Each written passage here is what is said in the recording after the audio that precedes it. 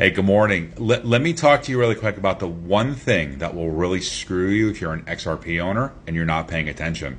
At first, let me just say it was a really great live last night. I love you guys. That was a lot of fun. You know, really starting to enjoy doing these lives a lot now that it's very purpose driven with the trusts. And those of you that are joining us tonight on the Zoom call, I look forward to talking to all of you. Now, let me just say this because you have to be able to think these things through. If you understand, this is the one thing that's going to screw you if you're not paying attention, okay? You have to get beyond trying to get rich because you're poor. The duality of that's a cage.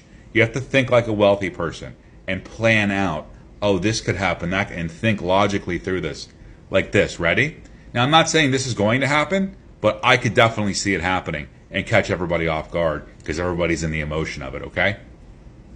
If you understand what you hold in XRP, if you really, really understand what you hold, you'll understand that a person was never really supposed to own it. You own it now, but let's say this, because it's used by banks. Banks are not people. Banks are trusts. Keep that in mind. This was designed for banks, and the government then decides to write codes and regulations and laws that this is a banking asset, and you're not a bank. They could very easily write something into the law that says any person that owns XRP can't own it. Just like in 1933 when they confiscated all the gold. You weren't allowed to own it. But in 1933 they confiscated a lot of the gold. What if they do that this time? But what they do is like, okay, any person that has this in their name isn't allowed to own it and can't transact or do business.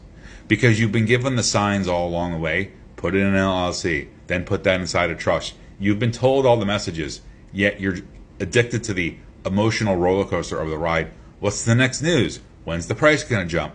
Irrelevant. If you don't understand, it doesn't matter when that happens because this is the time frame in order to get your shit together, get your affairs in order, get your shit together like Coach JV says.